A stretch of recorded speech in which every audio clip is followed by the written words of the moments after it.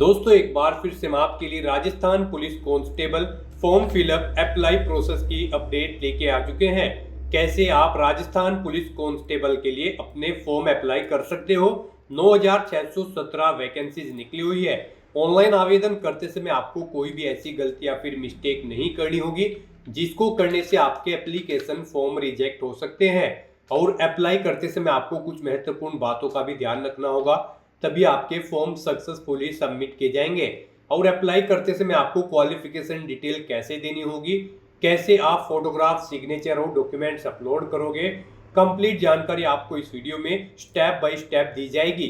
तो आपको ये वीडियो शुरू से लेके एंड तक बिना स्किप किए हुए देखनी होगी। इस वीडियो को कंप्लीटली देखने पर ही आपके सभी सवाल और डाउट क्लियर होंगे। तो चलिए दोस्तों, बिना कोई वक्त गंवाए शुरू करते हैं Rajasthan police constable form fill up की पूरी जानकारी। फॉर्म भरने से पहले आपको हमारी वेबसाइट IND सरकारी नौकरी के इस पेज पर विजिट करना होगा, जिसका लिंक आपको नीचे description plus first comment box में मिल जाएगा। और हमारे इस पेज पर विजिट करके आप यहां से राजस्थान पुलिस कांस्टेबल भर्ती का फॉर्म अप्लाई कर सकते हो। राजस्थान पुलिस डिपार्टमेंट पुलिस विभाग की ओर से constable GD, constable bad, constable telecommunication और कांस्टेबल ड्राइवर की पोस्ट निकली हुई है। GD के लिए 7618 सबसे अधिक पद है और बैंड के लिए 71 वैकेंसीज है। टेलीकॉम के लिए यहाँ पर आप देख सकते हो 1479 है और यहाँ पर ड्राइवर के लिए भी 459 वैकेंसीज निकली हुई है। 9617 वैकेंसीज यहाँ पर निकली हुई है। लास्ट डेट ऑनलाइन आवेदन करने की 17 मई 2025 है। 17 मई तक आप अपने फॉर्म अप्लाई कर सकते हो। 5200 से 20,200 सैलरी है प्रति माह के लिए। 12वीं पास कैंडिडेट अप्लाई कर सकते हैं। एज लिमिट भी अलग अलग पोस्ट के लिए आप चेकआउट कर सकते हो। ग्रुप वाइज आपको जानकारी दे दी गई है। 600 और 400 रुपये रजिस्ट्रेशन शुल्क है, जो कि आपको रजिस्ट्रेशन टाइम पर पेमेंट करना होगा। कंप्यूटर बेस्ड टेस्ट, फिजिकल के आधार पर सिलेक्शन होगा। फिजिकल से रिलेटेड हाइट, चेस्ट, वेट की जानकारी आप यहाँ से वीडियो को पॉज करके चेकआउट कर सकते हो। ऑनलाइन अप्लाई कर सकते हो। राजस्थान जॉब लोकेशन है, ऑल इंडिया से ऑनलाइन कर सकते हो। sso.rajasthan.gov.in ये इसकी ऑफिशियल वेबसाइट है, जिससे आप ऑनलाइन अप्लाई कर सकते हो। इंपोर्टेंट लिंक सेक्शन के अंतर्गत ऑफिशियल नोटिफिकेशन PDF लिंक पर आप जैसे ही क्लिक करोगे तो आपके सामने इसकी ऑफिशियल PDF ओपन हो जाएगी। कांस्टेबल भर्ती हेतु विज्ञप्ति का ये नोटिफिकेशन आप चेकआउट कर सकते हो। सबसे पहले आपको यहाँ पर ऑनलाइन आवेदन करने की पूरी प्रक्रिया दे दी गई है कि कैसे आपको फॉर्म अप्लाई कर लेना होगा। जिन कैंडिडेट ने CT क्लियर कर रखा है वो कैंडिडेट यहाँ पर अप्लाई कर सकते हैं। और अप्लाई करते समय आपको कंप्लीट रजिस्ट्रेशन की प्रक्रिया दी गई है। और यहाँ पर आप देख सकते हो, इस PDF को स्क्रॉल डाउन करोगे तो उसके बाद में आपको फीस पेमेंट की जानकारी दी गई है। 600 और 400 रुपये फीस है, जो कि आपको रजिस्ट्रेशन टाइम पर जमा करनी होगी। जी हाँ दोस्तों, अगर आपने पहले से OTR कर रखा है तो आपको इस भर्ती के लिए अब यहाँ पर फीस जमा नहीं करनी होगी। तो बिना फीस के आप यहाँ पर अप्लाई कर सकते हो। उसके बाद में यहाँ पर आप एलिजिबिलिटी क्राइटेरिया की डिटेल चेकआउट कर सकते हो। फिजिकल क्राइटेरिया की डिटेल दी गई है। एग्जाम पैटर्न और सिलेबस आपको डिटेल में दिया गया है। और हाउ टू अप्लाई का कंप्लीट प्रोसीजर दे दिया गया है। फोटोग्राफ, सिग्नेचर, डॉक्यूमेंट कैसे और कितने KB में आपको अपलोड करने होंगे। और जिलेवार वैकेंसीज भी आपको यहाँ पर कैटेगरी वाइज वैकेंसीज भी आपको दे दी गई है।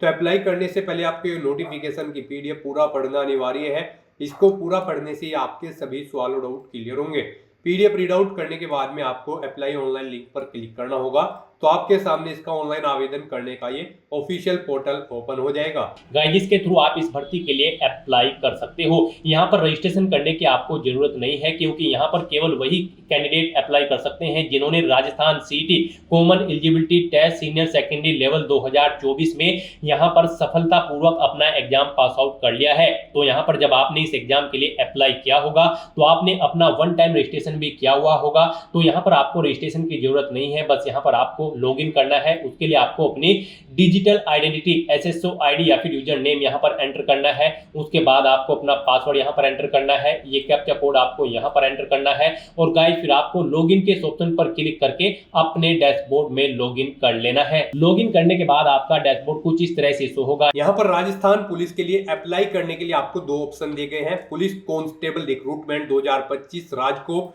और यहाँ पर पुलिस टेलीकम्युनिकेशन रिक्रूटमेंट 2025 राजकोप, इन लिंक्स में से आपको किसी भी लिंक पर क्लिक करना होगा। दोस्तों, अगर आपने अपना OTR रजिस्ट्रेशन कर रखा है और अगर आपने फीस पेमेंट नहीं किया है या फिर eKYC नहीं की हुई है तो आपको OTR रजिस्ट्रेशन की कंप्लीट वीडियो का लिंक इस वीडियो के डिस्क्रिप्शन बॉक्स में दे दिया गया है। आप उस लिंक पर विजिट करके complete OTR registration read out कर सकते हो और चेकआउट कर सकते हो कि कैसे आपको रजिस्ट्रेशन करना होगा, फीस पेमेंट और eKYC आपको कैसे करनी होगी। स्टेप बाय स्टेप कंप्लीट जानकारी आपको दे दी गई है। जैसे कि हम आपको यहाँ पर police constable recruitment 2025 first link पर क्लिक करके अप्लाई करके दिखा रहे हैं। नेक्स्ट आपके सामने कुछ इस तरह से इंटरफेस होगा। अब गाइस यहाँ पर आपको Rajasthan CET 10+2 level senior secondary level 2024 का एप्लीकेशन नंबर यहाँ पर एंटर करना है। ये एप्लीकेशन नंबर आपको तब मिला होगा जब आपने फॉर्म अप्लाई किया होगा, और अगर आप इसे भूल चुके हैं तो आप इसे दोबारा से भी गेट कर सकते हैं। गाइस आपको यहाँ पर, जी हाँ दोस्तों, यहाँ पर आपको माई रिक्रूटमेंट के इस लिंक पर क्लिक करना है।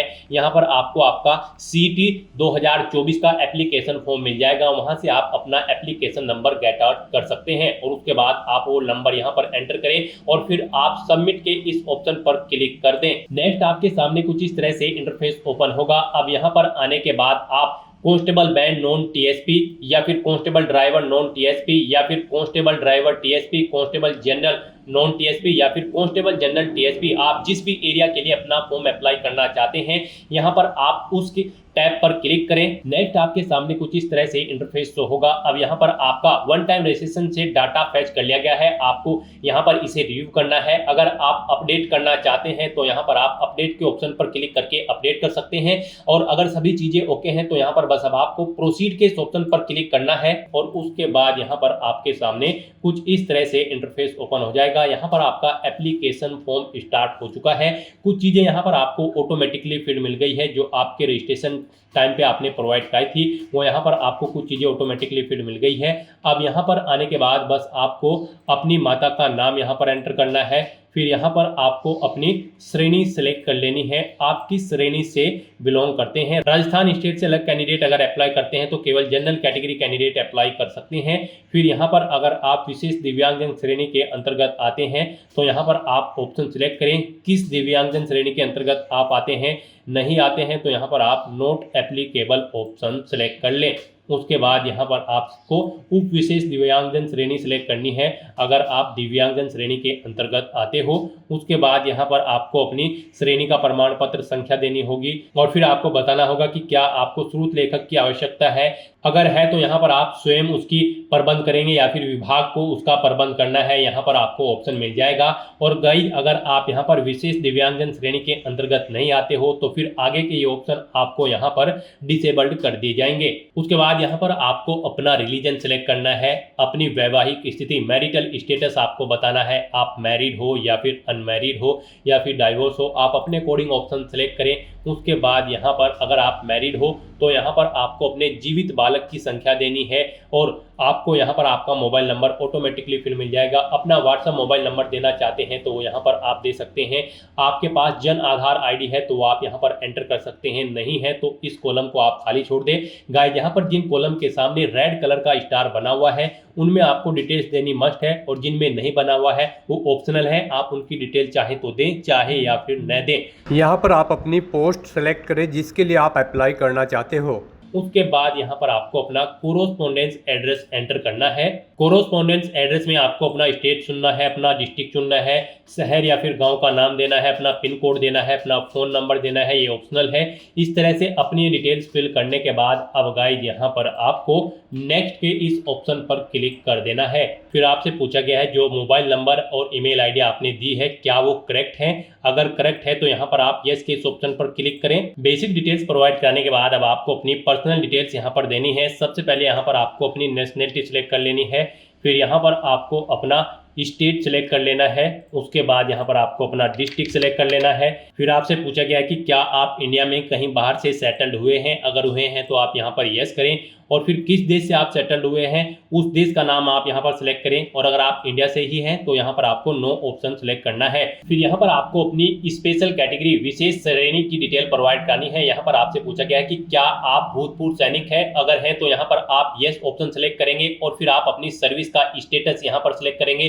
और सर्विस अंडर ऑप्शन सेलेक्ट करेंगे, और अगर आप नहीं है तो यहाँ पर आप सिंपली नो ऑप्शन सेलेक्ट कर लेंगे। उसके बाद आपसे पूछा गया कि क्या आप एनसीसी के कैडेट हैं, अगर हैं तो यहाँ पर आप यस ऑप्शन सेलेक्ट करेंगे, और फिर कब से कब तक आपने एनसीसी की है वो डेट आपको सेलेक्ट कर लेनी है। इनके अकॉर्डिंग यहाँ पर आपका एनसीसी कैडेट ड्यूरेशन कैलकुलेट करके शो कर दिया जाएगा, और फिर आपको यहाँ पर अपना एनसीसी सर्टिफिकेट नंबर सेलेक्ट कर लेना है, ए, बी या फिर सी। और अगर आपके पास एनसीसी नहीं थी, आप एनसीसी कैडेट नहीं थे, तो यहाँ पर आपको नो ऑप्शन सेलेक्ट करना होगा। फिर यहाँ पर आपसे पूछा गया कि क्या आप पूर्व में गृह रक्षा स्वयं सेवक रहे हैं, यहाँ पर अगर रहे हैं तो आप यस ऑप्शन सेलेक्ट करेंगे, कब से कब तक रहे हैं वो डेट आप यहाँ पर सेलेक्ट करेंगे, और फिर यहाँ पर आप अपना बेल्ट नंबर देंगे, और अगर नहीं रहे हैं तो यहाँ पर आपको नो ऑप्शन सेलेक्ट करना होगा। आगे की डिटेल आपको डिसेबल्ड कर दी जाएगी, फिर आपको आगे की डिटेल प्रोवाइड नहीं करानी है। उसके बाद यहाँ पर आपसे पूछा है कि क्या आप मौजूदा राज्य सरकार के कर्मचारी हैं, अगर हैं तो यहाँ पर आप यस ऑप्शन सेलेक्ट करेंगे, और फिर उसकी डिटेल देंगे जैसे कि डेजिग्नेशन नेम, और क्या आपके पास एनओसी नंबर है,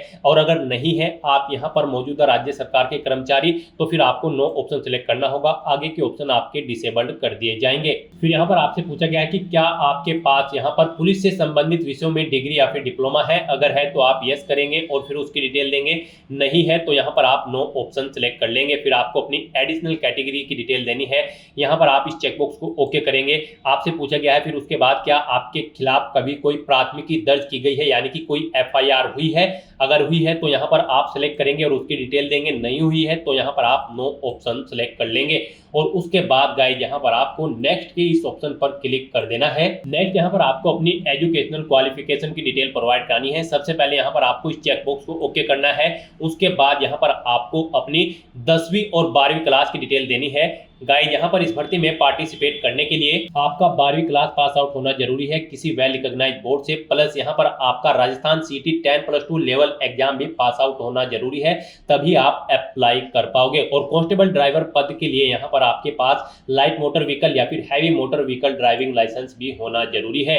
तो यहाँ पर अब आपको अपनी एजुकेशनल क्वालिफिकेशन की डिटेल देनी है। इसमें सबसे पहले आपको अपनी 10वीं क्लास की डिटेल देनी है। यहाँ पर आप अपने सब्जेक्ट का ग्रुप बताएं, आपके पास 10वीं में यहाँ पर आर्ट, कॉमर्स, साइंस या फिर कौन कौन से सब्जेक्ट थे वो आप एंटर करें। बोर्ड या यूनिवर्सिटी का नाम दें यहाँ पर। उसके बाद आप अपना 10वीं का रोल नंबर दें। फिर परीक्षा का परिणाम यहाँ पर आप सेलेक्ट करें, परसेंटेज में था, ग्रेड में था या फिर सीजीपीए में। पासिंग ईयर यहाँ पर आप सेलेक्ट करें, फिर अपनी परसेंटेज यहाँ पर आप मेंशन कर दें 10वीं की। उसके बाद ऐसे ही यहाँ पर आपको अपनी 12वीं क्लास की डिटेल देनी है। यहाँ पर भी आपको अपने सब्जेक्ट ग्रुप बताना है, आर्ट, कॉमर्स या फिर साइंस। उसके बाद यहाँ पर आपको अपने बोर्ड का नाम देना है जिससे आपने अपनी 12वीं क्लास पास आउट की है। अपना 12वीं का रोल नंबर एंटर करना है। परीक्षा का परिणाम आपका परसेंटेज, सीजीपीए या फिर ग्रेड में है वो आपको सिलेक्ट करना है। पासिंग ईयर यहाँ पर आपको सिलेक्ट कर लेना है और अपनी परसेंटेज यहाँ पर आपको एंटर कर देनी है। इस तरह से यहाँ पर आपको अपनी 10वीं और 12वीं क्लास की डिटेल प्रोवाइड करनी है। रही बात सीटी 10+2 की, तो वो आपसे स्टार्टिंग में ही एप्लीकेशन नंबर मांगा गया था। यहाँ पर वही कैंडिडेट केवल अप्लाई कर सकते हैं जिन्होंने सीटी 10+2 लेवल की जो कॉमन एलिजिबिलिटी टेस्ट है उसे पास आउट किया हुआ है। तो यहाँ पर अब आपको अपनी क्वालिफिकेशन की डिटेल प्रोवाइड कराने के बाद फिर आपको नेक्स्ट के इस ऑप्शन पर क्लिक कर देना है। नेक्स्ट यहाँ पर आपको अपना फोटो और सिग्नेचर अपलोड करने हैं। गाइस यहाँ पर आपका जो फोटो होगा वो 50 KB से 100 KB के बीच में होना चाहिए, जेपीजी या फिर जेपीईजी फॉर्मेट में होना चाहिए, और सिग्नेचर आपके 20 KB से 50 KB के बीच में होने चाहिए, जेपीजी या फिर जेपीईजी फॉर्मेट में होने चाहिए। तो यहाँ पर आपको चूज फाइल बटन पर क्लिक करना है, फाइल को सिलेक्ट कर लेना है और 1 बाय 1 करके अपना फोटो और सिग्नेचर यहाँ पर अपलोड कर देने हैं। उसके बाद यहाँ पर आपकी बॉडी पर कोई कट या तिल का निशान है तो उस जगह का नाम यहाँ पर आपको एंटर करना है, अगर नहीं है तो यहाँ पर आपको नो मार्क एंटर कर देना है। और उसके बाद गाइस यहाँ पर आपको नेक्स्ट के इस ऑप्शन पर क्लिक करना है। नेक्स्ट आपके सामने कुछ इस तरह से इंटरफेस ओपन होगा। आपको आपके एप्लीकेशन फॉर्म का पूरा प्रीव्यू यहाँ पर शो कर दिया गया है। आपको सभी डिटेल्स केयरफुली चेकआउट करनी है, पेज को नीचे स्क्रॉल डाउन करना है, डिक्लेरेशन सेक्शन में आना है, इस चेकबॉक्स को ओके करना है। कहीं पर कोई मिस्टेक है तो आप यहाँ पर अपडेट ऑप्शन पर क्लिक करके अपडेट कर सकते हो, और अगर सभी चीजें ओके हैं तो बस यहाँ पर अब आपको फाइनल सबमिट के इस ऑप्शन पर क्लिक कर देना है। जैसे ही आप फाइनल सबमिट ऑप्शन पर क्लिक करेंगे आपके रजिस्टर्ड मोबाइल नंबर पर एक ओटीपी आएगा। वो ओटीपी आपको यहाँ पर एंटर करना होगा और अपना फॉर्म सबमिट कर देना होगा। इस तरह से यहाँ पर आपका एप्लीकेशन फॉर्म सक्सेसफुली सबमिट हो जाएगा और उसके बाद आप अपने डैशबोर्ड में जाकर उसका स्टेटस चेकआउट कर सकते हो और अपने एप्लीकेशन फॉर्म का एक हार्ड कॉपी प्रिंट आउट ले सकते हैं फ्यूचर यूज के लिए, फ्यूचर रेफरेंस के लिए। तो दोस्तों ऐसे आप राजस्थान पुलिस कांस्टेबल 9617 पोस्ट के लिए अपना फॉर्म अप्लाई कर सकते हो बिना कोई मिस्टेक किए हुए। आज की इस वीडियो में बस इतना ही। आई होप ये वीडियो आपको पसंद आई होगी। अगर पसंद आई हो तो इसे लाइक और शेयर करें। चैनल पर नए हो तो इसे सब्सक्राइब कर लें। Thanks for watching.